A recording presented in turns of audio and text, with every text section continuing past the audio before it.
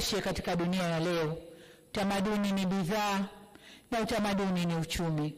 Hivyo tutakuza na kuifanya lugha yetu ya Kiswahili kuwa bidhaa.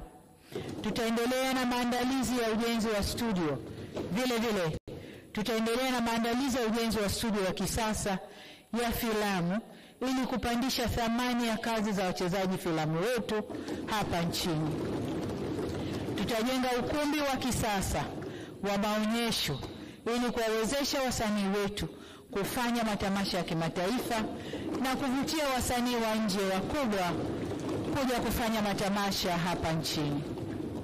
Tunataka sanaa na filamu na muziki zitengeneze ajira na kuchangia uchumi wa taifa.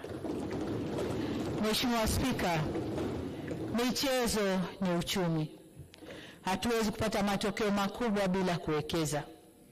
Miongoni mwa hatua tutakazozichukua ni kuanzisha na kuendesha shule za michezo nchini.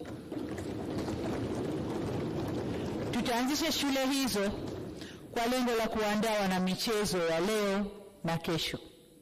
Kama mnavyofahamu, nchi yetu itakuwa mwenyeji wa mashindano ya AFCON mwaka 2027 na kuelekea huko tutakamilisha ujenzi wa viwanja vitakavyotumika kiwemo uwanja wa AFCON uliopo Arusha na maboresho ya viwanja vingine nchini.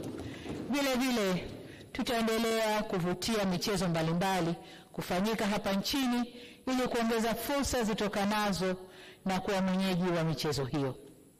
Mheshimiwa Spika, Tanzania inathamini ushirikiano wa kimataifa na ingependa kuishi na mataifa mengine kwa mwenyeji wa mashindano ya AFCON mwaka 2027 na kuelekea huko tutakamilisha ujenzi wa viwanja vitakavyotumika kiwemo uwanja wa AFCON uliopo Arusha na maboresho ya viwanja vingine nchini.